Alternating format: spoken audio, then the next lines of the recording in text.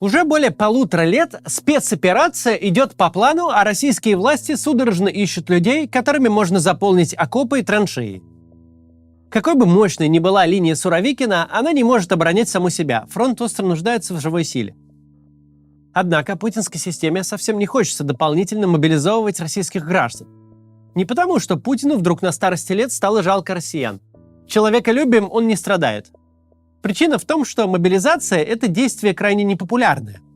Оно предсказуемо убийственно для рейтинга и непредсказуемо опасно для системы в целом. Наш человек, как известно, много терпит, долго запрягает, но зато потом быстро едет, если довести его до ручки.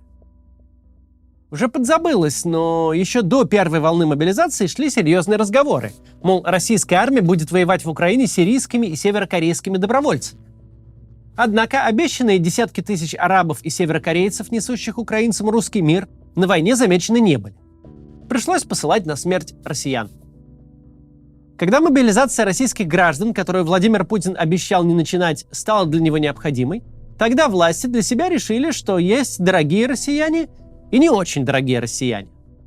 Погибших на фронте москвичей оказалось в разы меньше, чем убитых на войне жителей национальных республик. И это при том, что население Москвы в 13 раз больше, чем в Бурятии, и в 38 раз больше, чем в Тыве.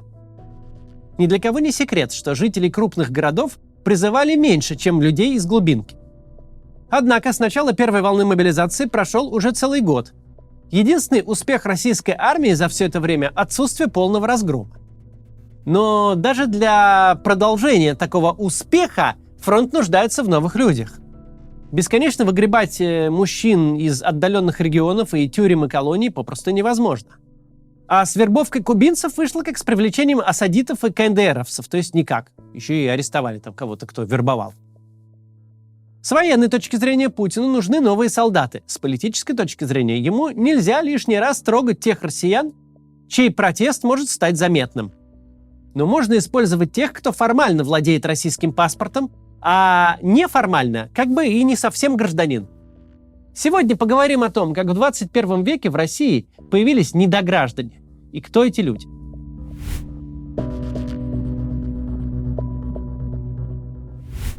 В августе этого года в Санкт-Петербурге, Калуге, Белгороде, в Орловской области и Чувашии прошли полицейские рейды, нацеленные на трудовых мигрантов. Целью полицейских стали не иностранные граждане, не какие-то нелегальные мигранты, как можно было бы подумать. Нет, это были облавы на россиян. Но на россиян специфичных, как бы второсортных, с точки зрения системы. Это для нас, мягкотелых либералов, гражданство может быть единое, неделимое и равное для всех. Ведь если гражданство получено, если уж человеку дали паспорт, то с этого момента он такой же гражданин, как и все остальные. Если государство заведомо не намерено уважать человека, тогда оно и не должно делать его своим гражданином, чтобы не дискредитировать свое же гражданство. Ты или полноценный гражданин, или не гражданин вовсе. Никаких граждан первой, второй или третьей категории качества в состоявшемся государстве быть не может. Однако многие публикации про облавы на российских выходцев из Центральной Азии и Закавказья вышли с неким подмигиванием аудитории. Мол, все же все понимают, что речь идет об эдаких недороссиянах, которых якобы не жалко. Предполагается, что аудитория должна быть довольна. Россия-матушка пошлет на смерть не родных сыновей, а пасынков. Задержанных людей вроде как сразу же отправлять на войну не стали. По крайней мере, российские СМИ кинулись опровергать эту информацию. Известно точно, что после облав пойманных граждан стали доставлять в военкоматы для принудительной постановки на воинский учет. Согласно российскому законодательству, человек, который стал гражданином Российской Федерации, действительно обязан явиться в военный комиссариат и встать на учет. Также, согласно этому же законодательству, военкомат нужно оперативно оповещать о том, что ты сменил работу, женился или развелся. В мирное время этими формальностями был озабочен примерно никто. Чтобы полиция в разных частях страны проводила целые рейды и облавы на новых граждан, не вставших на учет, такое в страшном сне невозможно было себе представить. Сейчас же власть четко дает понять, российский паспорт не является чем-то вроде паспортов европейских или любых иных развитых государств. Есть отдельный паспорт москвича, и у него высокая цена. Потому что революции происходят именно в столицах, а значит, Москва должна оставаться в относительном комфорте, даже если вся остальная страна полыхает синим пламенем. Сильно дешевле, чем московский паспорт новосибирца или сартовчанина, то есть жители города-миллионника. На ступенях пониже города поменьше и села. В десятки, а то и в сотни раз меньше московских стоят паспорта дагестанцев, башкир, бурят и тувинцев. Паспорт новоприбывших из СНГ, вероятно, имеет еще меньшую стоимость. Мы не раз говорили, что путинская система намеренно не дает России окончательно сформироваться как гражданской нации. Властям очень нужно, чтобы столичным обывателям было не жалко жителей регионов, а жители регионов, в свою очередь, ненавидели тех, кто живет в столице. Но и тем, и другим, по путинской логике, должно быть совсем не жаль новых россиян, так называемых «понаехавших».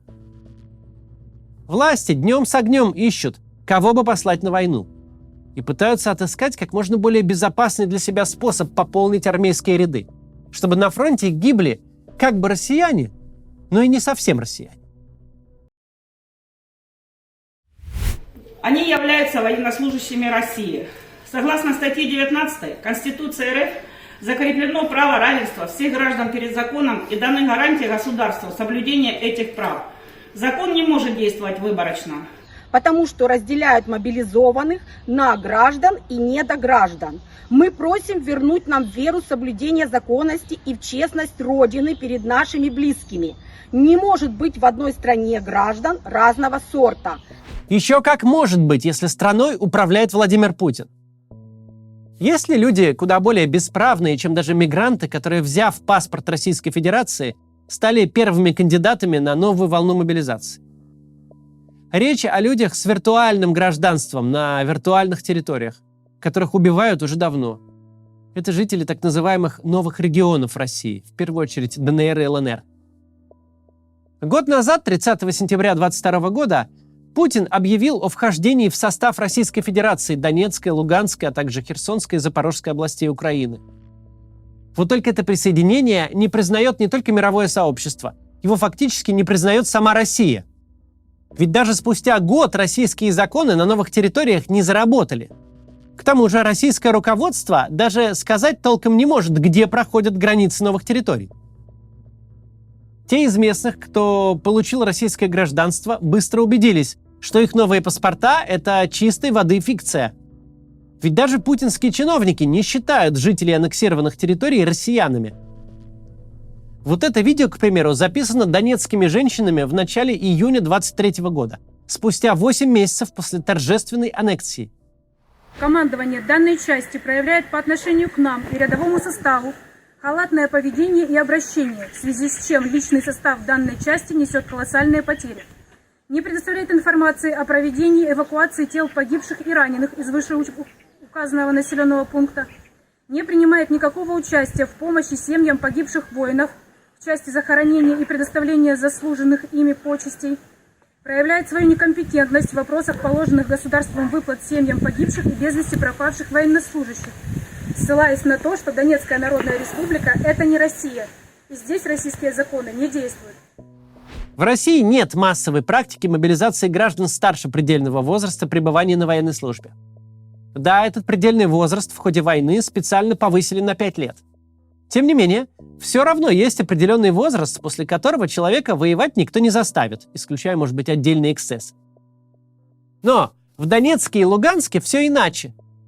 Там сколько ни маши своим свежим российским паспортом, от старости тебе умереть не дадут.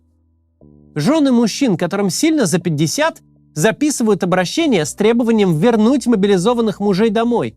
А им отвечают: да, российских граждан по достижении предельного возраста увольняют с военной службы. Но вы и ваши мужья не совсем россияне, вы недограждане. Наша цель – донести правду о данной ситуации до президента Российской Федерации Путина Владимира Владимировича, всей общественности, руководящей структуры и защитить права наших близких, мобилизованных граждан ЛДНР, достигших предельного возраста пребывания на военной службе, которых под разными предлогами незаконно удерживают на фронте в нарушении указа номер 647.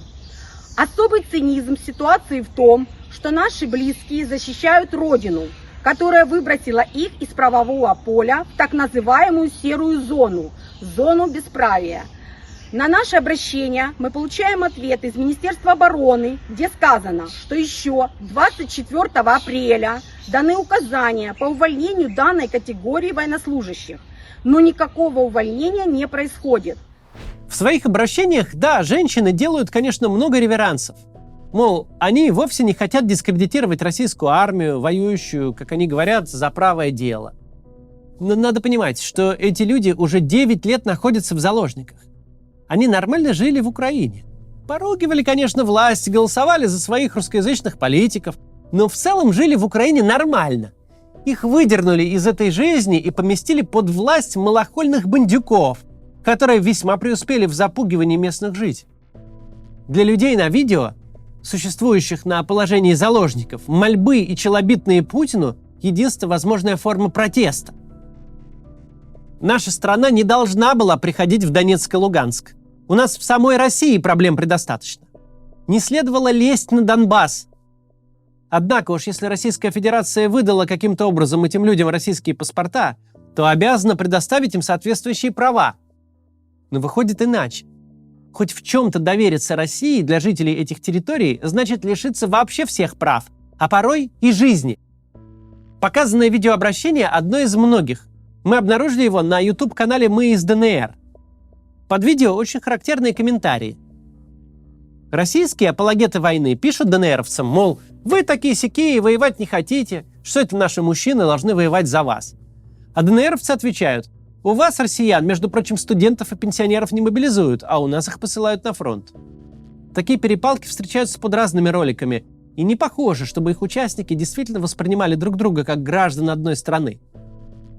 Здесь я в 100-й раз напомню, что за Донецк вообще никому воевать не надо.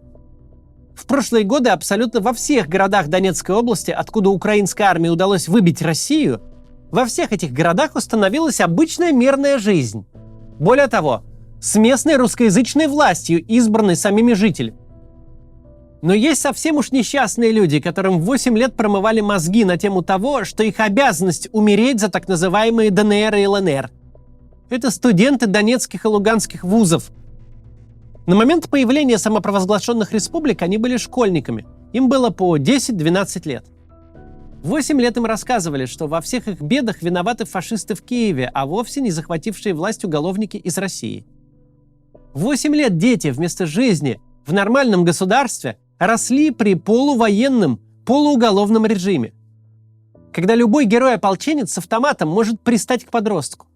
За то, что тот одет не так или что волосы слишком длинные. 8 лет донецкие и луганские ребята росли, не зная хорошей жизни, на территории вроде Сомали. Но как-то все-таки жили. Школьники постепенно становились студентами. А потом наступил февраль 22 года. Путин пришел освобождать. И их телами стали закидывать позиции ВСУ. В России, которая настоящая Россия в ее признанных границах, студенты мобилизации не подлежат.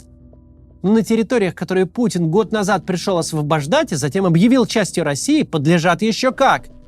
Матери донецких и луганских студентов требуют вернуть своих сыновей домой. Они записывают обращения, в которых ссылаются на российские законы и на права российских граждан. И прямо указывают, что ничего из этого не работает, что гражданами России их в действительности никто не считает.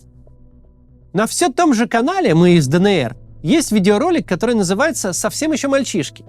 Памяти погибших в СВО мобилизованных студентов ДНР. Почти всем студентам не более 18-20 лет.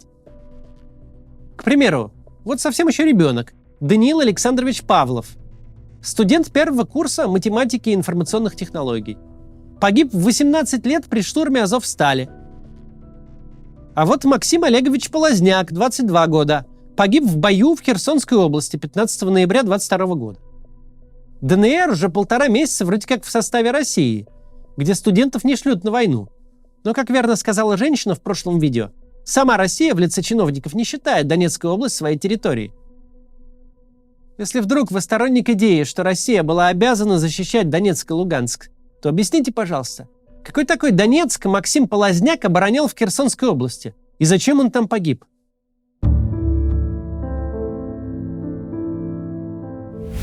Что касается так называемых новых регионов России, мы уже делали целое видео про одну особенно страшную практику. К местным жителям, которые, цитирую, дискредитировали органы власти Российской Федерации, применяется наказание, которое не предусмотрено никакими законами России. У них отнимают жилье и просто пешком выгоняют из дома. Субботина Маргарита Валентиновна. Вы осуществляли деятельность, направленную на дискредитацию органов власти Российской Федерации, военно-гражданской администрации Запорожской области. Препятствовали работе органов социального обеспечения, чем дестабилизировали социально-политическую обстановку в Запорожской области. За указанные действия в соответствии с указом главы военно-гражданской администрации Запорожской области о мерах ответственности за совершение отдельных правонарушений, посягающих на общественный порядок и общественную безопасность, номером 145У от 14.07.2022 года, к вам применяется мера наказания в виде принудительного выдворения за пределы территории Запорожской области. Вам понятно? Всего доброго. А документ мой, вещи мои отдадут?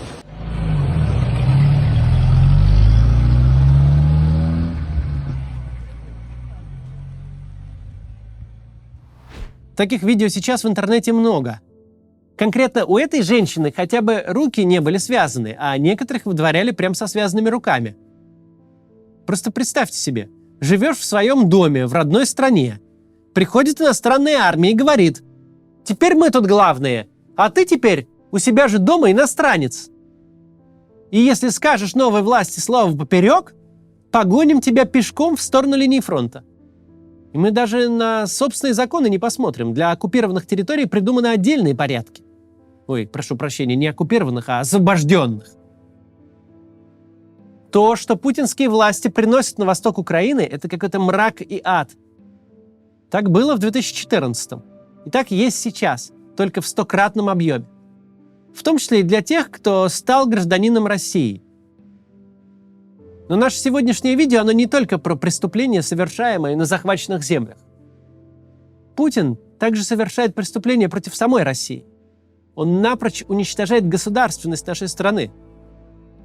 В 2023 году никто в нашем государстве, включая даже путинского пресс-секретаря, не может ответить на простой вопрос. Где проходит граница Российской Федерации? На этот вопрос есть много вариантов ответа. С Крымом и без Крыма, с новыми регионами в их административных границах или в границах линии фронта, или вообще без них. Сначала российская армия в Херсоне навсегда, а потом ствольная артиллерия лупит по жилым улицам Херсона, то есть с точки зрения Кремля обстреливает российский же город. Территориальная целостность России из четко зафиксированной действительности превращена в какое-то абстрактное, если не сказать желеобразное понятие. А гражданство Российской Федерации постоянно распадается на все большее количество видов и подвидов. Еще до войны путинская система решила разделить гражданство России на две категории.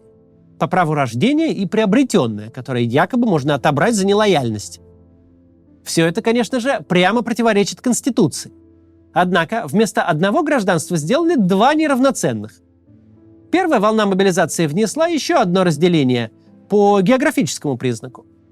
Итого разнообразных гражданств различных версий Российской Федерации стало еще больше. Это проблема с точки зрения любого государственного строительства. Путин умудрился разрушить даже такой институт, как тюрьму. Убил старушку, можешь прямо со скамьи подсудимых пойти по контракту убивать в Украину.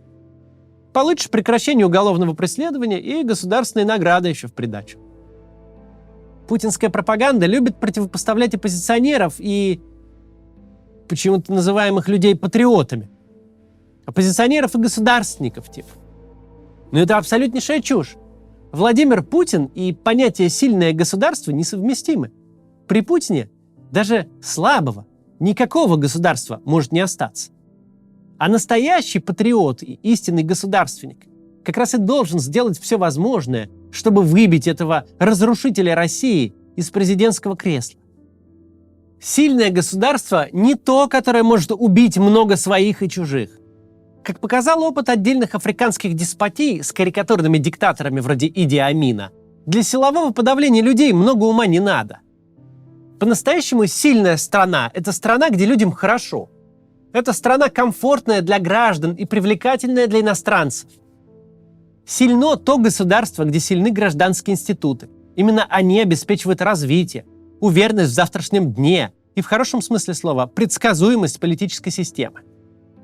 Ломают государственные устои вовсе не те, кто требует соблюдения процедур, законности и уважения прав, а ломают те, кто хочет, чтобы их произвол не был ограничен ничем, ни законом, ни здравым смыслом.